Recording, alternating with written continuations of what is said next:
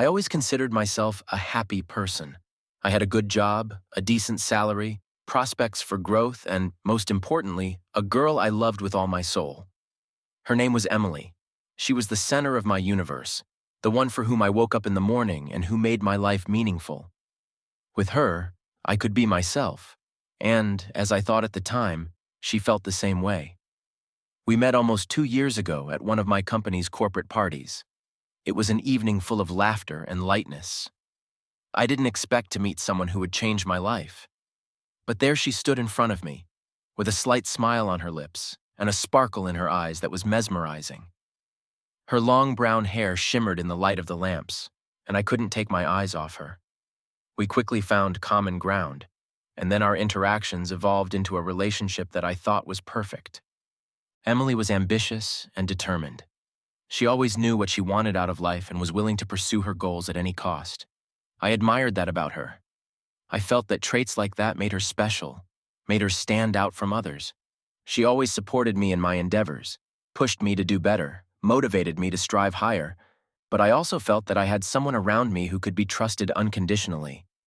Our relationship seemed strong. We made plans for the future. We discussed buying a house, traveling, maybe even children. It looked as if all roads were open to us, and together we could achieve everything we dreamed of. With Emily, I felt strong, capable of anything. She was the person who gave me the strength to move forward, no matter how difficult the path. Work was going well, too. I had been working for a large technology company for a few years now, and I was confident that I was on the right path to success. My boss, Mr. Robertson, although strict, always gave me the opportunity to grow. I did not seek a friendly relationship with him, but respected him for his professionalism and foresight. He was a man of great experience and weight in the company, and I was proud to learn from him. Over the past few months, however, I began to notice that Emily was becoming increasingly interested in my work. She began to ask about my projects more often, to inquire about internal company affairs, and, surprisingly, to show up more often at corporate events where she had previously been less enthusiastic. In the beginning, I was even glad to see her interest. It seemed to me that this was a good sign. She was interested in my life, wanted to be closer. But soon I began to notice something strange. Emily began to talk too often with my boss, Mr. Robertson. At first, it was short conversations at parties that didn't attract much attention. But then their meetings became more and more frequent, and the conversations lengthened. I tried not to pay much attention to it. After all, Mr. Robertson was married, had 2 grown children, and was much older than Emily. I convinced myself that it was just a job, nothing more. However, the alarm bells were becoming more and more prominent. Emily started staying in meetings after I had already left, and sometimes even spending time with Robertson outside of office events.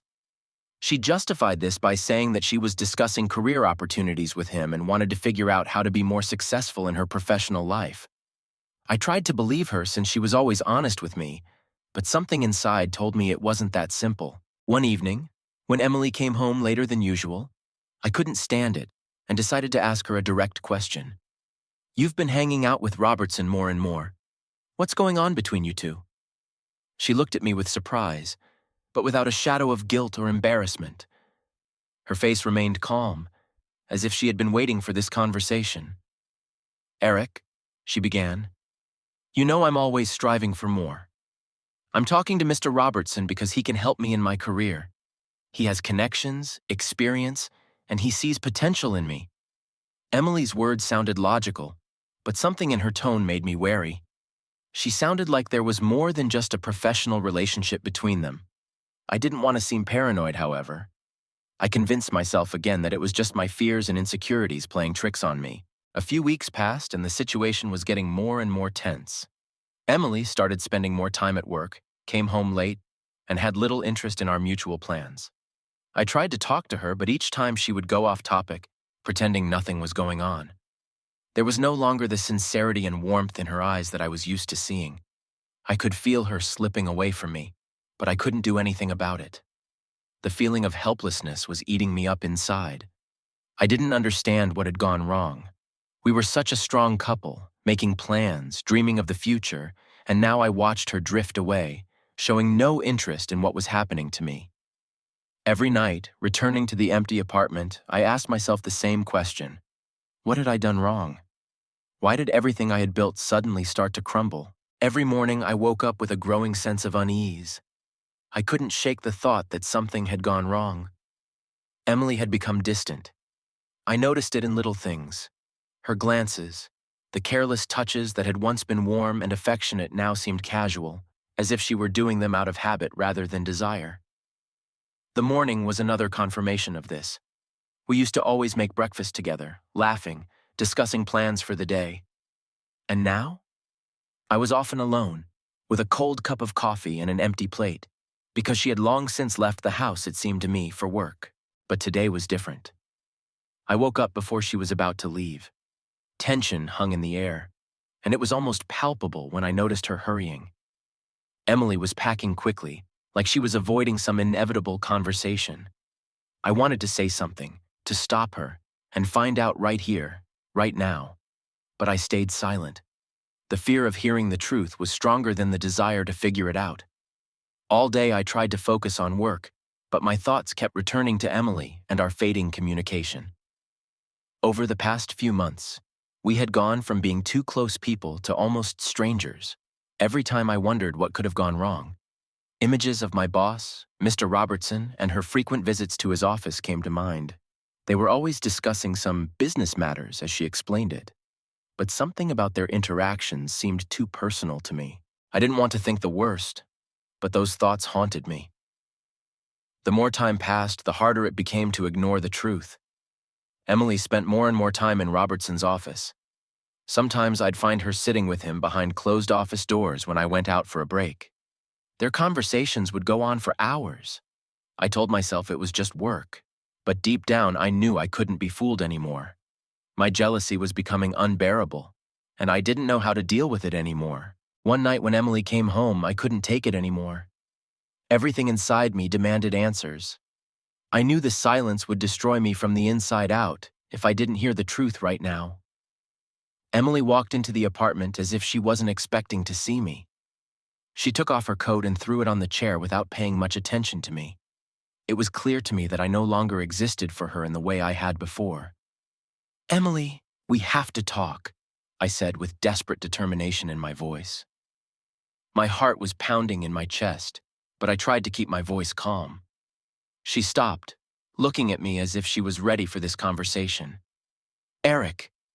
Her voice sounded too calm, almost indifferent. "What do you want to talk about?" Her indifference hit me harder than if she'd started yelling or making excuses. That cold calmness. I felt like that was the whole point. Emily had made some kind of decision long ago, and she was more concerned now with how I was going to take it. "Do you notice that something has changed between us the last few months?" I asked, struggling to find the words. "You've grown distant.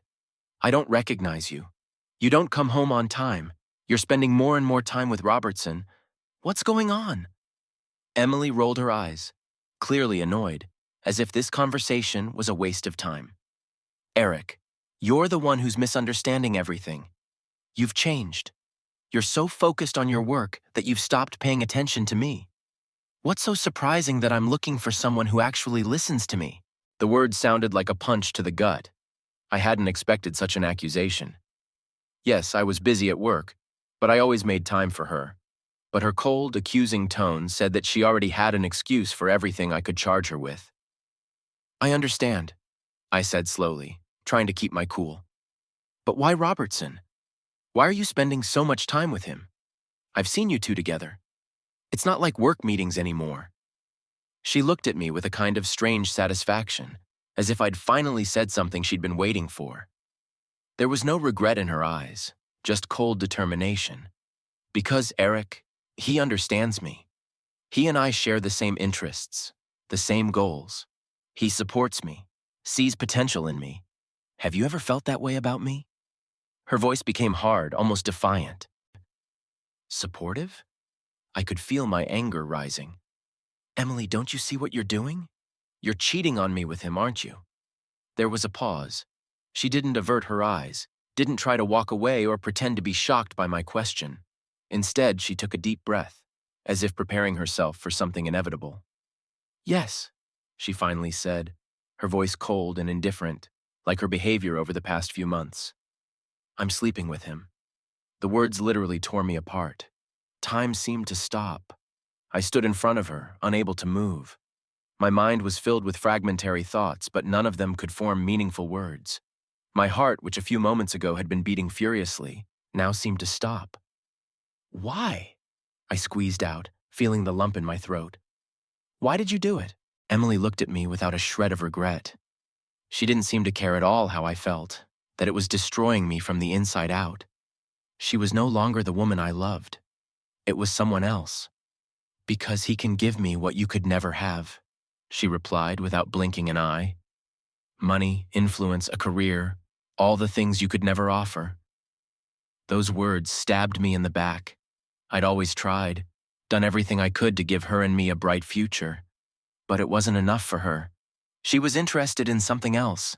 Not feelings, not love, but success and money. All the things I thought were unimportant to our relationship came first in her eyes. How long had this been going on? I asked, even though I wasn't sure I wanted to know the answer. A few months. Her tone didn't change. It started when I realized that you were fixated on your work and forgot about me. I couldn't hold back any longer. My body was shaking with anger and frustration.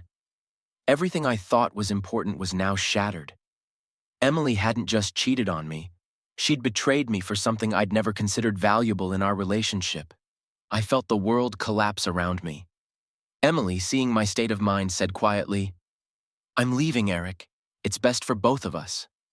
She turned and walked away, leaving me standing in the middle of the room all alone.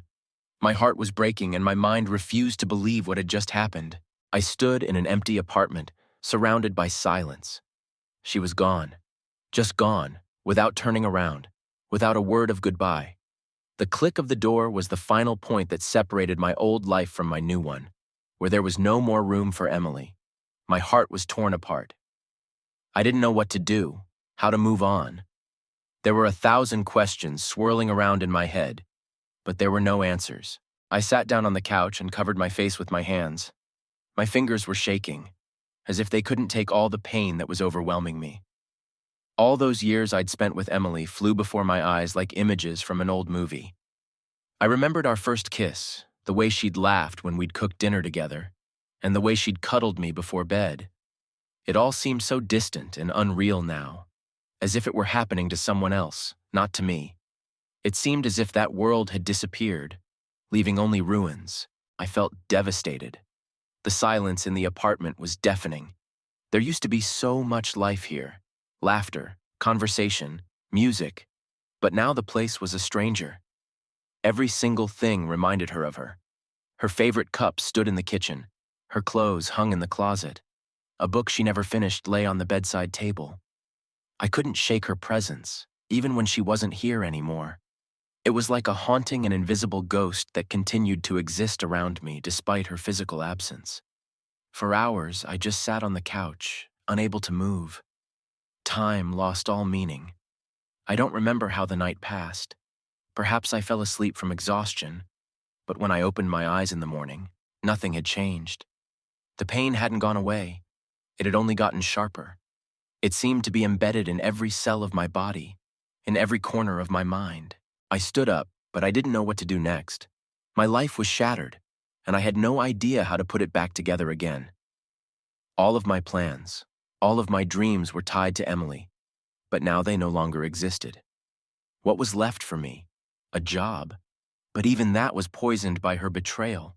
Every time I thought of the chief, I remembered her saying she was sleeping with him. Those words were like poison that continued to eat away at me from the inside out. I decided I couldn't stay at home. These walls were too saturated with memories of her. I got dressed, even though I didn't know where I was going or why. I went outside, hoping the fresh air would help me regain my senses, but it was no use.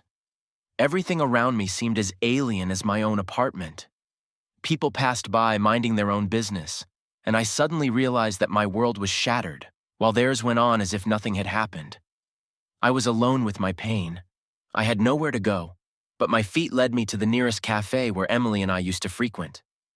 I didn't think about it, just sat down at a table by the window, as if that might bring back a piece of the past. But of course it didn't. The waitress brought me coffee, and I stared thoughtfully at the cup, feeling the emptiness engulf me more and more. Ever since she'd left, I hadn't known what to do with myself. I couldn't even make sense of my feelings. The pain of betrayal, the anger, the frustration, it all mixed into one unbearable cocktail that I didn't know how to drink all the way down. I couldn't get rid of the image of Emily standing in front of me the moment she confessed to cheating. Her cold, impassive voice, her indifference. How could she so easily tell me she was sleeping with another man, and then immediately walk away, leaving me with nothing but that brutal truth? I felt helpless. I felt like I had nothing more to lose, but that didn't make it any easier. The questions kept coming. Why? And how did I not see it before? Maybe I was blind to her desires and ambitions. Maybe I was really too focused on myself and my work. But even if that was the case, did that justify her betrayal? A few days passed. I stopped counting time. Life lost all meaning and I just drifted along. I stopped working. I couldn't look my boss in the eye, knowing that he had taken away not only my girlfriend, but also the future I was building with her. I tried to run away from my thoughts, filling my days with random chores, but it was all pointless. Everywhere I went, Emily continued to haunt me. I thought about her words, the way she justified her cheating with her career and money, and it drove me crazy. One night when I couldn't sleep again, I realized I couldn't go on like this. I couldn't just sit around and wait for the pain to go away. It wasn't something that could just be endured. I needed to take action even though I didn't know exactly what to do. But to stay in this state was to ruin myself completely. I decided that I needed to face the truth face to face. I could no longer run away from what had happened. The next day, I pulled myself together and went to the office. It was the hardest decision I had made in weeks. Everything inside was resisting. I didn't want to see Emily or Robertson, but I knew that if I didn't do it now, I would never find peace. When I got to the office, I immediately felt the stares of my coworkers on me. Everyone knew that something had happened between Emily and me, but no one dared to ask. Office rumors always spread quickly, and now I was their main topic. I tried to ignore it. I needed to focus on what was important. Robertson was in his office when I walked up to his door. My heart was pounding frantically in my chest. I didn't know what I was going to say, but I knew I had to do it. I knocked and walked in without waiting for an invitation. The chief looked at me with a slight smile that disappeared as soon as he noticed the look on my face. "Eric," he began, but I interrupted him. "We need to talk." He stopped talking, clearly realizing that this was going to be a serious conversation. "You stole everything from me," I said, looking him straight in the eye.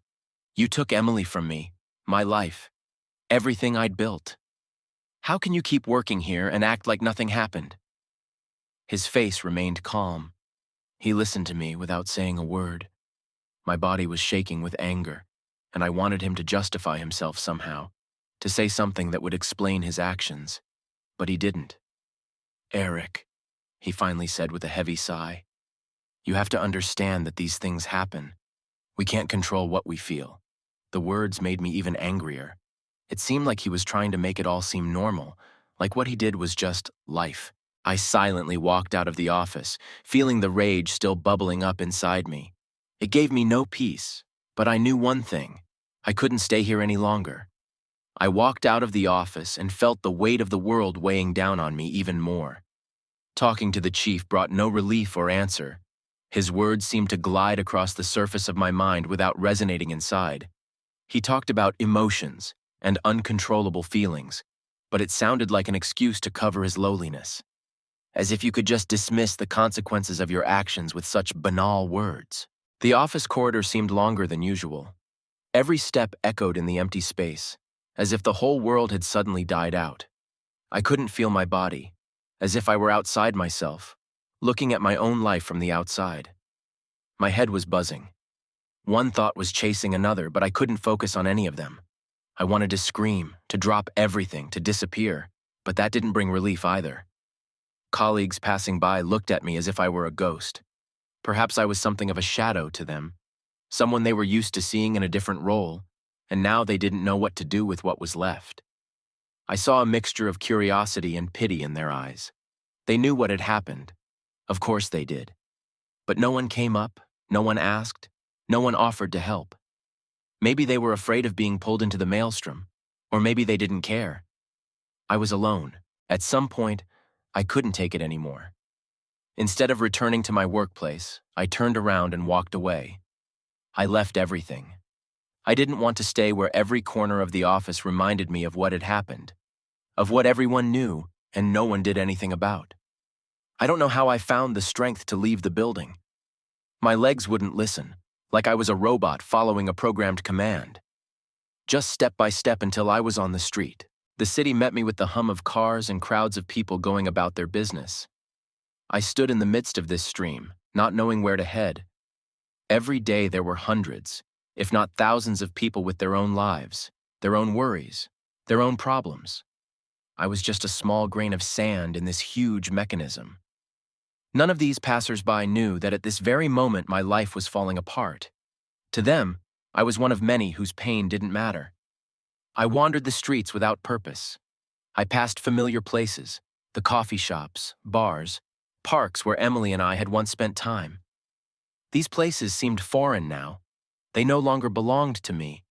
They belonged to memories that reminded me time after time of what I'd lost. I couldn't go back there.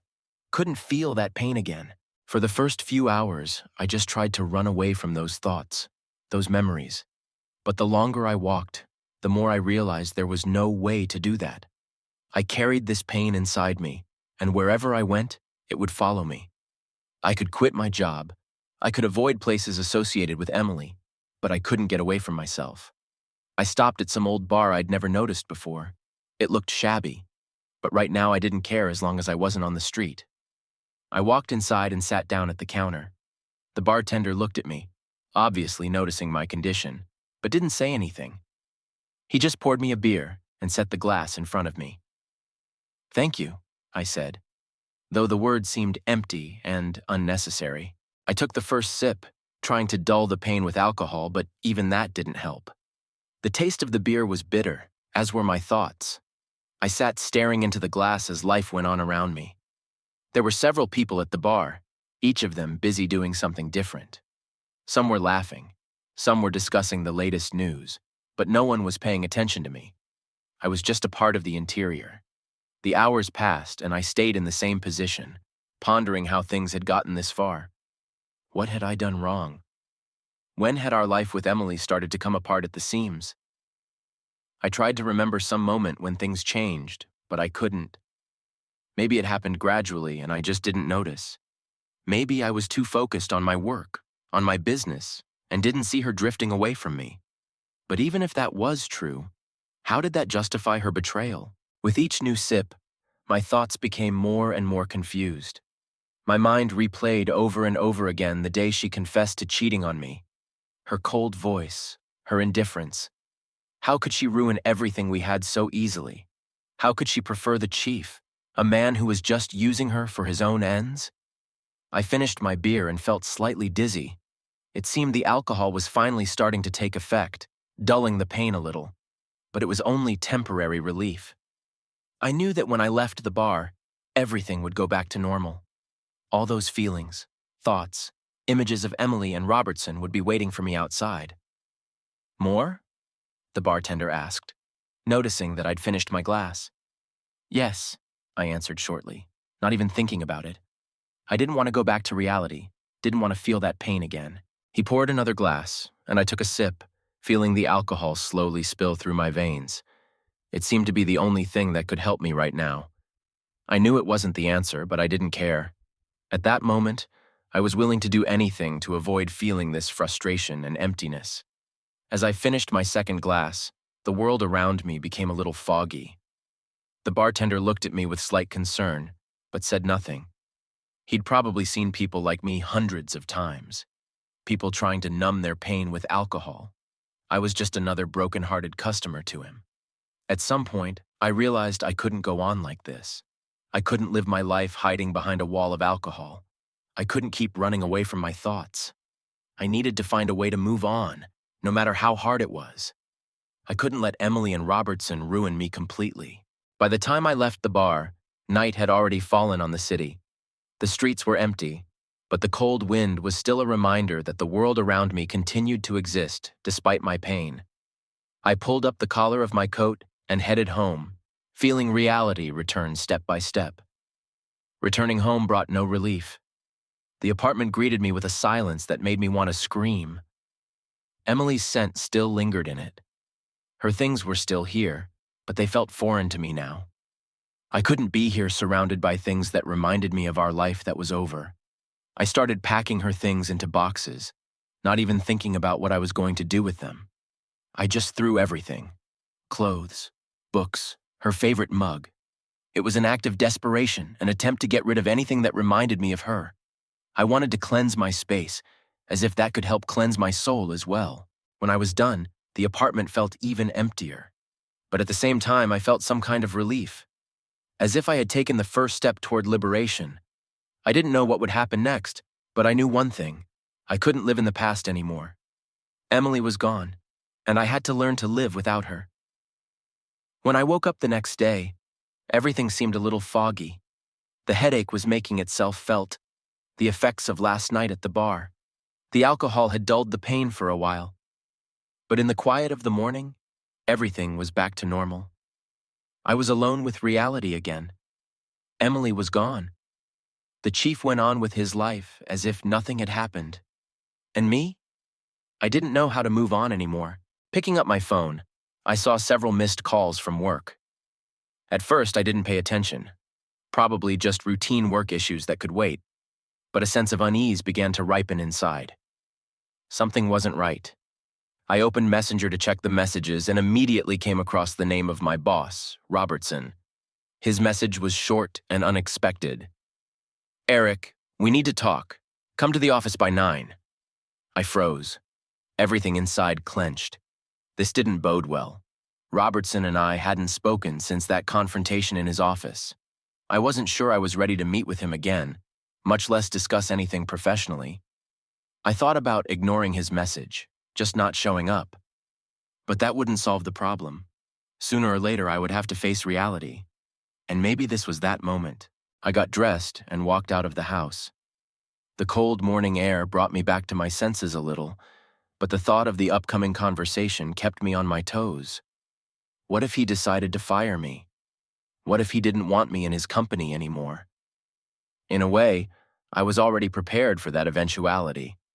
After he took Emily away from me, taking my job seemed like the logical next step. When I entered the office, the atmosphere was strange. Colleagues were working at their computers as usual, but I could feel their eyes periodically directed at me. They knew. I wasn't sure exactly what they were talking about, but office rumors usually spread quickly. Shortly after I passed through the open area, one of my work friends, Tom, came up to me and quietly asked, "Eric, did you hear the news?" "What are you talking about?" I asked, not realizing what he meant. Tom looked worried and spoke as if he didn't want anyone else to hear our conversation. "I'm not sure, but they say you've been called to the chief for something serious. Something about your behavior lately." His words came out of the blue. My head was spinning. I hadn't expected my behavior in recent weeks to be the subject of discussion. Sure, I wasn't at my best, but I thought I'd managed to keep up a semblance of normalcy. I nodded to Tom, trying not to give away my excitement, and headed toward Robertson's office. On the way, I kept thinking about what he might have against me. When I reached his door, my whole body tensed. I knocked, and a voice from inside invited me in. Robertson sat behind his large wooden desk, confident and calm as always. His gaze was shrewd, as if he had already made some important decision. "Eric, sit down," he said, pointing to the chair in front of him. I sat down, trying not to betray my excitement, though I was trembling inside. It seemed that this moment would decide my fate. "I've been thinking about how best to start this conversation," Robertson began, folding his hands on the table in front of him. "You probably realize that your work has left a lot to be desired lately." His words cut to the heartstrings, though I'd expected something like that. I nodded, unable to object. "I understand that you've had personal difficulties," he continued, as if with a touch of sympathy, though I knew what was behind it. But the problem is that your difficulties have begun to affect your work. You don't submit reports on time, you delay projects, and I get complaints from my coworkers. I clenched my fists, but I didn't say anything. I was seething with rage, but I knew that any word at this point would only make things worse. Eric, Robertson continued, looking me straight in the eye. I've been thinking about this for a long time, but I've come to the conclusion that we have to part ways. The company can't afford to keep an employee who can't do his job. The word breakup hit me like a hammer. I couldn't believe my ears. I was being fired. Everything I had built over the years was crumbling right before my eyes. And the most painful part was that this was coming from the man who had stolen not only my job, but my personal life as well. Are you serious? I barely spoke, feeling my voice trembling. It's not a decision I made lightly, Robertson replied, his voice flat and cold. But unfortunately, we have no other choice. We appreciate your services in the past, but it doesn't work now. Your last day is today. Those words sounded like a sentence. I sat in the chair, feeling the world crumble around me. Everything I had, my job and Emily, it was all gone. I had nothing anymore. I could feel the rage coming in waves, but I couldn't do anything about it. Robertson kept talking, but I couldn't hear his words anymore. Something inside me broke. You can get your stuff, and I'm sure HR will help you with the paperwork. His voice sounded distant, barely audible through the fog of my thoughts. I rose from my chair without looking at him. At that moment, I didn't care what he was saying. I just wanted to leave. I left the office without looking back, feeling tears of rage come to my eyes but not letting them come out. I wouldn't give him that satisfaction. By the time I reached my desk, my coworkers already knew what had happened. A few people tried to strike up a conversation, but I didn't listen to them. I just started packing my things, not thinking about what was going to happen next. There was just emptiness in my head. At some point, Tom came up to me, trying to be supportive. Eric, I don't know what to say. This is all so sudden. His voice sounded sincere, but I didn't care. Don't worry, I replied quietly, keeping my eyes on the box I was putting my personal belongings in.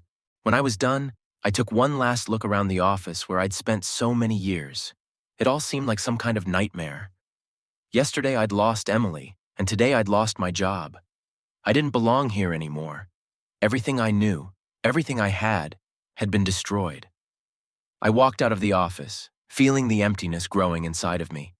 I was a nobody, no job, without a relationship, no future. The streets felt foreign to me, as if I was in this city for the first time. I stood with a box of my belongings in front of the office I'd spent the last few years of my life in and didn't know where to go. It was as if my path had been cut right in front of me. I had been stripped of everything. My job, my relationships, my meaning. Everything that used to keep me afloat was gone. A cold wind blew in my face, but I barely felt it. There was only emptiness inside.